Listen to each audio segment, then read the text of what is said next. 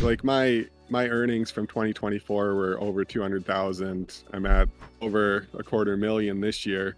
I didn't make I don't know. I hit 100,000 a couple times before that, but this type of money is just completely different than what it used to be. No, 100%. And I think you mentioned this too. Are you planning on taking this full time, or are you gonna stick to doing it part time for now for a bit more? I liked the structure that having a job and the benefits and the stability. And I also like to be able to take a break at times, especially in the summer. So like I didn't trade hardly at all in June or July just because I wanted to do other things other than be stuck to the computer or the phone all the time. So I like to have it seems weird to say that I like to keep my job so that I have flexibility, but I do like to be able to step away from this and still have the income coming in while I do other things. Yeah, 100%. I agree. I think that structure is super important. I think a lot of people. I'm trying to find a good example. A lot of people, even after they, retire, after a bit of time, they kind of get, bored and want some more structure, some things to do. So, In my case, I got 8-year-old twins and a 4-year-old that go to school. So it's not like my wife and I can just go and travel the world for 6 months at a time or anything like that. You're kind of stuck to your school district. So I would need to find something to do that's more worthwhile than falling into a couple of meetings and getting a nice paycheck. yeah, 100%. I'm sure you're very busy with the kids and the family and everything. I want to try something, it's a little bit of kind of like a speed round. I got 3 quick questions for you. So the first question is going to be, what would be like your longest session researching? My longest session researching, that's a good question. I'd say like it's not for a specific market, but just the music stuff in general. I just set up so much like every single day I'm updating my numbers and looking for opportunities and things like that.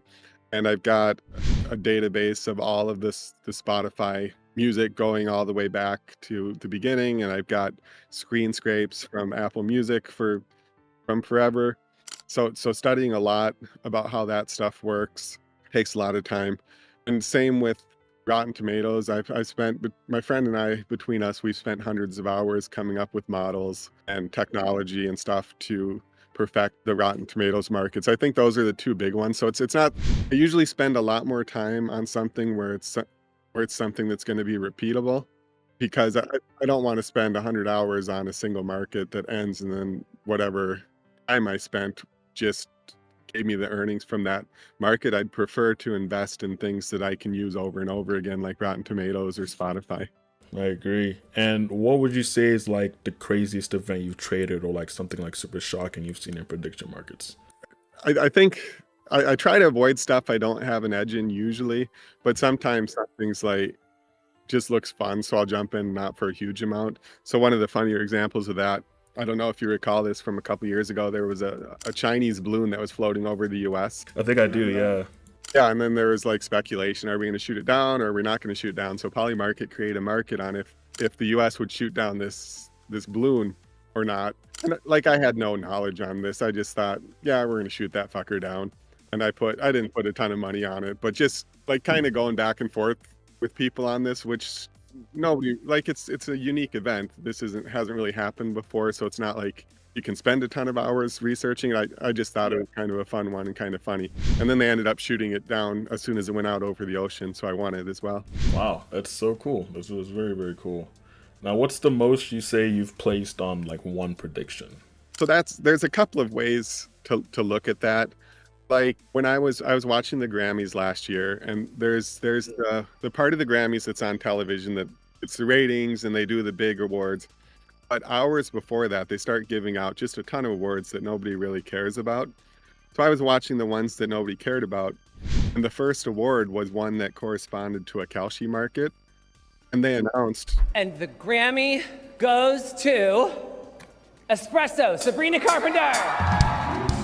And I had the mark in front of me, and I heard it, and there were like 150,000 shares available. And, in that moment, it's so much money. Yeah. You know that you've heard it, and you know this resolved. So I like double check and all this stuff, and then I put 150 grand on it, knowing that the result was already announced. So that was the biggest bet I've ever made. But the thing was that was already resolved, so there was no risk there. So the biggest bet that I've made that actually has a risk is the one that I've got going right now. Bad Bunny being the top Spotify artist this year. I think I've got something like 70 grand on that. And it's only at 90. It's at 90 cents still. My calculations show it should be worth $1 already. But the market, Taylor Swift being the other choice, I don't think that a lot of people will believe that right up until it gets paid out that she's losing. So I'll just keep throwing money on there as much as I can. So that's probably 70 grand on that. Wow, that's very cool to see. I mean, all the work you do with all the statistics and just kind of knowing the results, but at the same time, the market, doesn't realize it yet. So that's why it's still at, 90 cents right now. But that's very, very cool to hear. Now, out of all the time you've done trading, what are some of your favorite niches? What would you say is your favorite niche to trade? The Rotten Tomatoes ones are fun because they look so simple on the surface, but really you can break it down into like 5 different steps, and then each of those steps you can spend hundreds of hours optimizing. Those are probably my favorite ones, and I've made something like $200,000 on those markets, so they've been fun and profitable. And then the government shutdown ones or the ones that are kind of like legislative battles, and you try and figure out what the outcome is going to be. I think those are a lot of fun too, because I've done so many of them that I know what to look for. So I can tell when it's just bullshit posturing, and I can tell when we're really going to have a shutdown like this time. So I actually wrote an article like 3 weeks before the shutdown saying that, yes, we're going to shut down this time, after betting that we wouldn't in like the last 6 face-offs. And if you yourself had the power to create any market to trade, what market would you make? Market or markets would you make? So I've been kind of fortunate that Kalshi's pretty responsive to most of my requests. So a lot of the pop culture stuff that you see out there are things that I've requested. Yeah, so a good percentage of the Taylor Swift markets I made money off of were markets that I requested. Nice. As far as, there was one that I requested. Oh yeah, so this is the one I'd like to see. Bad Bunny's the halftime performer this year. So the market I'd like to see that I requested but haven't seen it out there yet is if he'll sing a verse of 6 lines or more in Spanish or in English during his performance. Oh, that's a really good one. That would be a really good one. A lot of action. Because I've got an idea of which way I think it would go, but I can't be 100% confident or anything. Yeah, no, 100%. I think that would definitely be a very, very cool market. And in terms of, I mean, you've been around prediction markets for a while now. A lot of people are starting out new now. But what are some things you are kind of excited about in the future of prediction markets? So the big thing I'm excited about is just seeing more traders come on board. With the sports, we're seeing a ton more volume. Like, it's not even close to what it used to be. It's blown up huge. So I'd mostly like to see the markets that are out there get more attention from more traders. For example, the Rotten Tomatoes market this week was kind of hard to get volume on because it seemed like not a lot of people were interested in it. And part of that is because it was a smaller movie. But I'd like to see, targeted advertising to movie fans on Twitter or Facebook or wherever, targeted advertising to music fans to bring in new traders. I think that's the thing that I'm most excited about. They've done a great job as far as building the infrastructure and building the market structures out there for music and politics and movies and the markets that I like. So it's just a matter of making a broader audience aware of them so that when you want to trade something, there's people to trade with. I agree. And the sports volume is definitely huge. And I do like, I don't know how long this has been in, it may have been implemented for a while now, but after you place, a bid on something, it also shows what other people have traded as well. And I don't know if that also shows across current markets, but I think that's also a good way to, get some of those sports centric people, to kind of check out some of the other markets, while they're also, trading sports along the way. So if you were a new trader today, starting out with, let's say, $100, $500, what are some things, you would do or recommend someone to start on prediction markets? Well, my first recommendation is just to avoid the markets that are super sharp. And the way that you can tell it's super sharp is if the spread is super small and then there's huge bids on both sides. And what I mean by that is say that it's an NFL game and there's like 100,000 bids at 56 cents and there's 100,000 asks at 57 cents. A market like that is going to be really sharp and you probably won't have an edge, especially as a beginner. So what I would recommend is avoiding things like the finance markets, the crypto markets, the sports markets, and instead try and find your niche somewhere else where it's markets that don't have the same amount of attention. And for a beginner, what I would recommend is starting with stuff that interests you. So if you like reality TV, do one of the reality TV markets. If you like music, do music. If you like movies, do movies. So that'd be my first thing is one, find your niche, find something ideally that interests you that you can trade on and start there. Because then not only are you getting the lesson in trading, but you're also doing something that you enjoy. That'd be my first one. My second one would be try to find your edge. You probably won't have one right away, but if you're in this, I'm imagining that you want to do it to make money and not just to make watching a TV show more interesting. So come up with a system, find a way to get an edge and make yourself a positive expected value trader, because that's got to be the goal. And then the last one I would say is start small. You don't need to bet thousands of dollars to learn your lessons or to make it interesting. Start with a reasonable amount. If that's $100 for you, that's fine. But just you're going to learn a lot of lessons as you start trading, and it's much better to do that at a cost of hundreds of dollars than thousands or tens of thousands.